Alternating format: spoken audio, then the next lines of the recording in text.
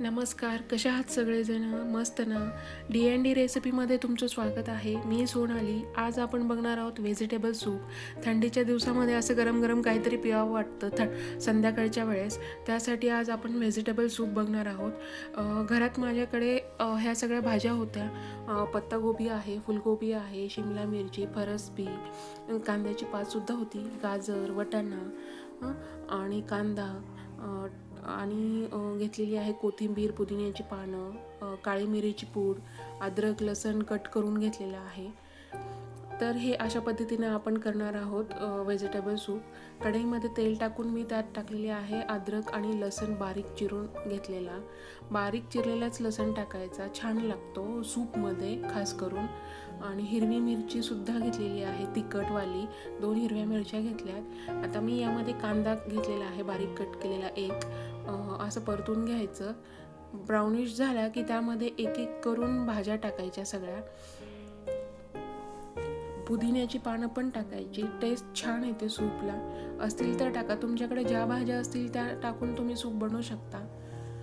असं काही नाही की सगळ्याच भाज्या असायला हव्यात. थंडीचे दिवस आहेत, हिवाळा आहे, त्यामुळे मार्केटमध्ये सगळ्या भाज्या अवेलेबल आहेत आणि घरात पण असतात आपल्या, सहसा स्वस्त मिळतात. आणि असं गरम पियायला काहीतरी छान वाटतं संध्याकाळच्या वेळेस. त्यामुळे हे गरमागरम व्हेजिटेबल सूप हे असं सगळ्या भाज्या टाकून असं परतून घ्यायचं नीट, मोठ्या गॅसवर परतायचं. आणि यामध्ये आता मीठ टाकायचं, जेणेकरून भाज्या लवकर शिजतील, लवकर मऊ पडतील. वटाणासुद्धा टाकायचं सूपमध्ये, छान लागतो वटाणासुद्धा. बरेच जण टाकत नाही पण छान लागतो.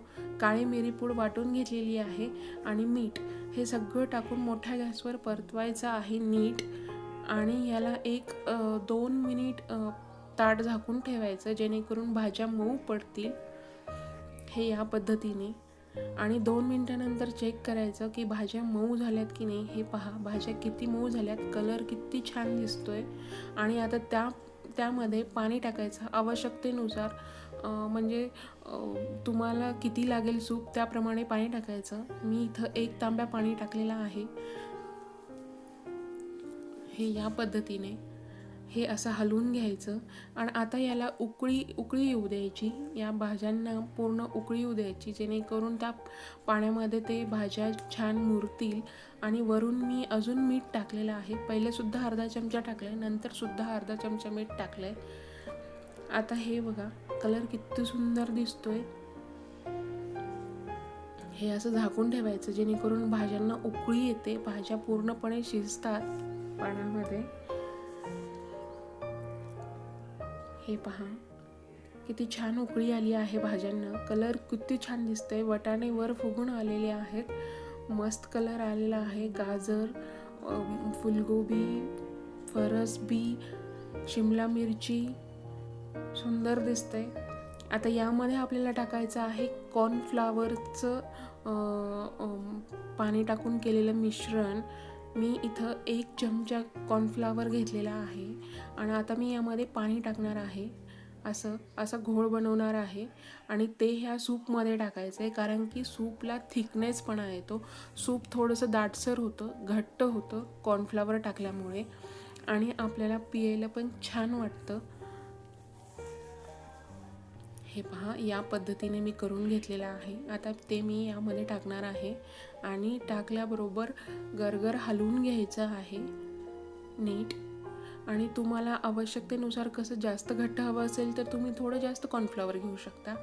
आणि अगदी थोडंसं हवं पातळ तर तसंही तुमच्या याच्याप्रमाणे. मला इथं जास्त घट्टसर नको आहे, म्हणून मी 1 चमचा कॉर्नफ्लॉवर घेऊन त्यामध्ये पाणी टाकून यामध्ये टाकलेला आहे तो घोळ. हे पहा, या पद्धतीने. आता याला परत अजून एकदा उकळी येऊ द्यायची, असं झाकून ठेवायचं. परत 2 मिनिटांनी उकळी आल्यावर हे आता ताट काढून घेते. हे पहा, किती छान उकळी आलेली आहे आणि सूप थोडंसं घट्ट झालेलं आहे. अगदी जास्त नाही, थोडं घट्ट झालेलं आहे. असंच छान लागतं सूप. भाज्या जास्त जातील आपल्या पोटामध्ये सूप पिल्यामुळे. आणि एकदम पौष्टिक आहे, हेल्दी आहे. कोणी लहान मुलांना पण आवडू शकते. आता मी परत यामध्ये काळी मिरी पूड टाकणार आहे. 1 चमचा काळी मिरी पूड टाकले परत मी. आता सर्व करताना याच्यामध्ये काळी मिरी पूड टाकायची आणि नंतर मग सर्व करायचं. छान लागतं, टेस्ट छान येते.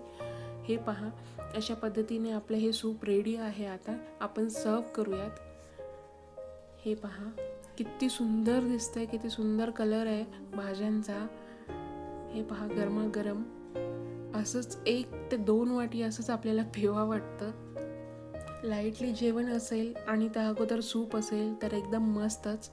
जर तुम्हाला माझे हे व्हिडिओ आवडत असतील तर प्लीज माझ्या चॅनलला सबस्क्राईब करा, व्हिडिओला लाईक करा आणि असेच माझे व्हिडिओ बघत जा. हे पहा किती सुंदर झालेलं आहे सूप. एकदम घट्ट पण नाही आणि पातळ पण नाही, मस्त भाज्या झालेल्या आहेत. असेच माझे व्हिडिओ बघत राहा, मस्त राहा, स्वस्थ राहा, मस्त खात राहा. थँक्यू.